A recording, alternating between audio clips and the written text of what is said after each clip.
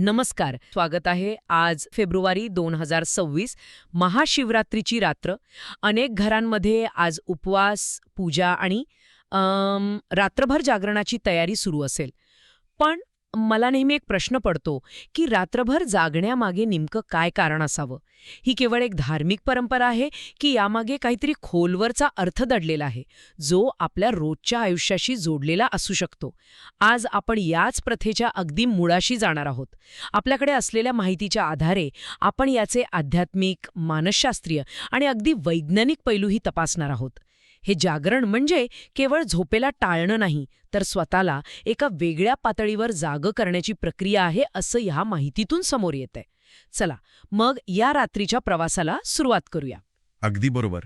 ही रात्र म्हणजे खरं तर एक प्रकारची आध्यात्मिक प्रयोगशाळाच आहे. यात श्रद्धा, परंपरा आणि आत्मविकास या सगळ्या गोष्टी एकत्र येतात. आजच्या आपल्या चर्चेतून आपण हेच उलगडणार आहोत की ही एक रात्र एखाद्या व्यक्तीच्या आतल्या जगाला कसा आकार देऊ शकते आणि त्यातून आपल्याला काय शिकायला मिळू शकतं. मला यातली जी एक गोष्ट सर्वात जास्त आकर्षक वाटते ती म्हणजे अंधाराचा स्वीकार. आपण सहसा प्रकाशाचे, दिवसाचे सण साजरे करतो, पण हा सण रात्रीच्या अंधारात साजरा केला जातो. यामागे काही विशेष कारण आहे का? म्हणजे अंधारापासून पळण्याऐवजी त्यात शांत राहायला शिकवणं हा याचा उद्देश आहे? इथेच तर सगळा खेळ आहे. रात्र म्हणजे अंधार, आणि अंधार हे आपल्या मनातलं अज्ञान, भीती, गोंधळ याचं प्रतीक मानलं जातं. जागरण म्हणजे काय? तर त्या प्रतिकात्मक अंधारात, म्हणजे आपल्याच मनातल्या गोंधळात आणि अज्ञानात डोळे उघडे ठेवून बसणं. दिवसाच्या धावपळीत आपलं सगळं लक्ष बाहेरच्या गोष्टींवर असतं नाही का? पण रात्रीची शांतता आपल्याला आत डोकावण्याची, स्वतःला भेटण्याची एक संधी देते. अच्छा, म्हणजे हे असं आहे की आपण आयुष्यातल्या अडचणींपासून, दुःखांपासून अनेकदा पळून जातो, पण ही रात्र आपल्याला शिकवते की त्या अंधाराला सामोरं कसं जायचं, त्यात स्थिर कसं राहायचं. अगदी तसंच. जीवनात दुःख, अपयश आणि गोंधळ हे अटळ आहेत. ते आपल्या आयुष्यातले अंधारच आहेत असं म्हणायला हरकत नाही. हा रात्रीचा उत्सव आपल्याला हेच शिकवतो की जीवनातील या नकारात्मक गोष्टींना न घाबरता त्यांच्यासोबत शांतपणे कसं राहायचं. अंधाराला स्वीकारल्याशिवाय प्रकाशाचं खरं महत्त्व कळत नाही. ही रात्र त्या स्वीकाराची, त्या धैर्याची एक साधना आहे. ठीक आहे, म्हणजे हा एक प्रतिकात्मक आणि मानसिक भाग झाला. एका वेगळ्याच गोष्टीचा उल्लेख आहे. या रात्री म्हणे आध्यात्मिक ऊर्जा जास्त सक्रिय असते आणि योगशास्त्रानुसार शरीरातील ऊर्जा वरच्या दिशेने वाहू लागते. हे ऐकायला खूप गूढ वाटतंय. याचा नेमका अर्थ काय? हो, हा एक खूप महत्त्वाचा मुद्दा आहे. योगशास्त्र असं मानतं की मानवी शरीरात एक जीवन ऊर्जा असते. सामान्यतः ती वेगवेगळ्या भावना आणि विचारांमध्ये विखुरलेली असते. पण महाशिवरात्रीच्या रात्री निसर्गातच काही असे बदल होतात ज्यामुळे ही ऊर्जा नैसर्गिकरित्या वरच्या दिशेने, म्हणजे डोक्याच्या दिशेने वाहू लागते. यालाच ऊर्ध्वगामी होणं असं म्हणतात. आणि याचा आणि जागा राहण्याचा काय संबंध? म्हणजे ताठ बसून राहिल्याने काय फरक पडतो? फरक पडतो.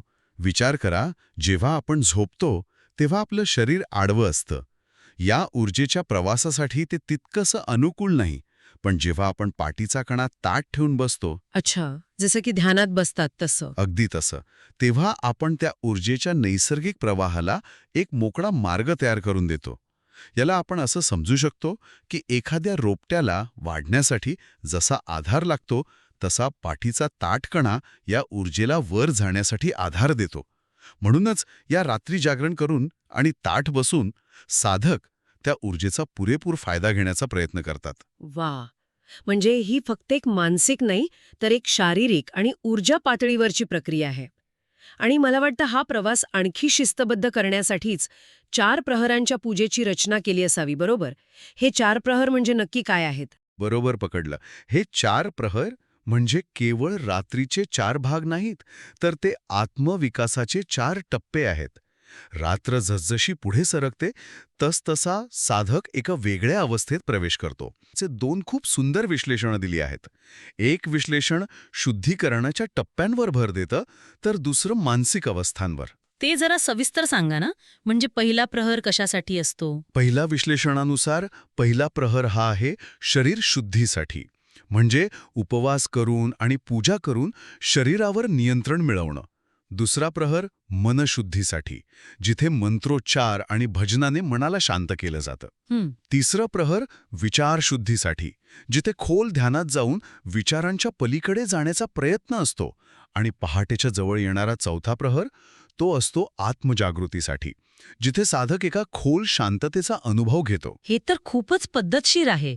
म्हणजे शरीराच्या बाह्य स्तरापासून सुरू करून थेट आत्म्याच्या गाभ्यापर्यंत पोचण्याचा हा एक मार्ग आहे. आणि दुसरं विश्लेषण काय सांगतं? दुसरं विश्लेषण हे मानसिक अवस्थांबद्दल आहे. पहिला प्रहर जागृतीचा, जिथे आपण साधनेसाठी जाणीवपूर्वक तयार होतो. दुसरा प्रहर चिंतन करण्याचा, जिथे आपण खोल विचारात जातो. तिसरा प्रहर आत्मपरीक्षणाचा, जिथे आपण स्वतःच्या चुका, आपला अहंकार याकडे पाहतो. आणि चौथा प्रहर पहाटेच्या आधीचा, तो शांत समाधानाचा असतो, जिथे मन पूर्णपणे स्थिर होतं. म्हणजे दोन्ही विश्लेषणांचा सार एकच आहे. ही फक्त वेळेनुसार केलेली पूजा नाही, तर ती एका रात्रीत केलेला संपूर्ण आत्मविकास प्रवास आहे. शरीरापासून सुरुवात करून थेट आत्म्यापर्यंत पोचण्याची एक पद्धतशीर प्रक्रिया आहे, असं म्हणायला हरकत नाही. अगदी अचूक. हा एका रात्रीत घडणारा एक छोटासा जीवन प्रवासच आहे. पण एक व्यावहारिक प्रश्न आहे. हे सगळं ऐकायला खूप आदर्शवादी वाटतं, पण प्रत्यक्षात रात्रभर जागरण करताना थकवा येतो, कंटाळा येतो, झोप अनावर होते. अशा वेळी या आत्मपरीक्षणाच्या आणि शांत समाधानाच्या अवस्थांपर्यंत पोहोचणं खरंच शक्य असतं का? हाच तर या साधनेचा सर्वात महत्त्वाचा आणि आव्हानात्मक भाग आहे. हे खरं तर अहंकाराला दिलेलं एक थेट आव्हान आहे. शरीर झोप मागतं, ती त्याची नैसर्गिक गरज आहे. मन आराम करायला सांगतं. पण जेव्हा तुम्ही ह्या नैसर्गिक इच्छांच्या पलीकडे जाऊन नाही मी जागं राहणार असा निश्चय करता, तेव्हा तुम्ही तुमच्या मनावरची पकड घट्ट करत असता. म्हणजे ही एक प्रकारची विल पॉवरची किंवा इच्छाशक्तीची परीक्षा आहे. नक्कीच. आणि इथेच मानसशास्त्र कामाला येतं. दिवसाच्या गोंधळात आपण स्वतःला कधीच खरे प्रश्न विचारत नाही. पण रात्रीच्या शांततेत जेव्हा शरीर थकलेलं असतं आणि मनाचे सगळे मुखवटे गळून पडतात, तेव्हा मी कुठे चुकतो आहे, माझात अहंकार कुठे आहे, असे प्रश्न जास्त प्रामाणिकपणे समोर येतात. अनेक साधक सांगतात की पहाटे 3-4च्या सुमारास खरी परीक्षा असते. शरीर आणि मन दोन्ही हार मानतात, पण तोच क्षण असतो जिथे अहंकाराच्या पलीकडे जाण्याची संधी मिळते. आपण आता ऊर्जा आणि मानसशास्त्राबद्दल बोललो. मला हे जाणून घ्यायची उत्सुकता आहे की या सगळ्या आतल्या प्रवासाचा आपल्या मेंदूवर काही ठोस परिणाम होतो का, जो विज्ञानाच्या भाषेत मोजता येईल? हो, नक्कीच होतो. आपल्या माहितीनुसार रात्रीच्या शांततेत जेव्हा ध्यान आणि मंत्रोच्चार केले जातात, तेव्हा मेंदूवर त्याचा थेट परिणाम होतो. विज्ञानाच्या भाषेत सांगायचं तर यामुळे मेंदूच्या अल्फा लहरी म्हणजे अल्फा वेव्हज वाढतात. अल्फा लहरी म्हणजे काय? सोप्या भाषेत सांगायचं तर या लहरी म्हणजे आपला मेंदू गिअर बदलत असल्यासारखं आहे. दिवसभर धावपळीच्या, तणावाच्या बीटा मोडमध्ये असलेला मेंदू शांत आणि सर्जनशील अल्फा मोडमध्ये येतो. ही विश्रांतीची आणि आतून शांत असण्याची अवस्था आहे. जागरण आणि मंत्रोच्चार हे त्या गिअर बदलायला मदत करतात. यामुळे तणाव कमी होतो आणि भावनिक संतुलन सुधारतं. आणि मंत्रांच्या कंपनांचाही म्हणजे व्हायब्रेशनचा काही परिणाम होतो का? खूप खोल परिणाम होतो. मंत्रोच्चार म्हणजे केवळ शब्द नाहीत, तर ती एक प्रकारची ध्वनी ऊर्जा आहे. त्या कंपनांमुळे शरीरात सकारात्मक बदल घडून येतात. यालाच सायकोसोमॅटिक प्रक्रिया म्हणतात. म्हणजे जिथे आपलं मन आणि शरीर एकमेकांशी जोडलेलं आहे. मनातले विचार आणि आपण ऐकत असलेले ध्वनी यांचा थेट परिणाम आपल्या शरीरावर होतो. थोडक्यात ही केवळ भावनिक नाही तर एक शारीरिक मानसिक प्रक्रिया आहे. म्हणजे रात्रभर केलेल्या या साधनेनंतर, आत्मपरीक्षणानंतर जेव्हा पहाट होते, त्या क्षणाला एक विशेष महत्त्व असणार. ती पहाट फक्त बाहेर नाही तर आतही होते, असं जे म्हटलं जातं त्याचा अर्थ हाच आहे का? बरोबर. तो एक अत्यंत प्रतिकात्मक आणि शक्तिशाली क्षण असतो. विचार करा, रात्रभर तुम्ही स्वतःच्या अंधाराशी, झोपेशी, कंटाळ्याशी लढला आहात. तुम्ही आत्मपरीक्षण केलं आहे.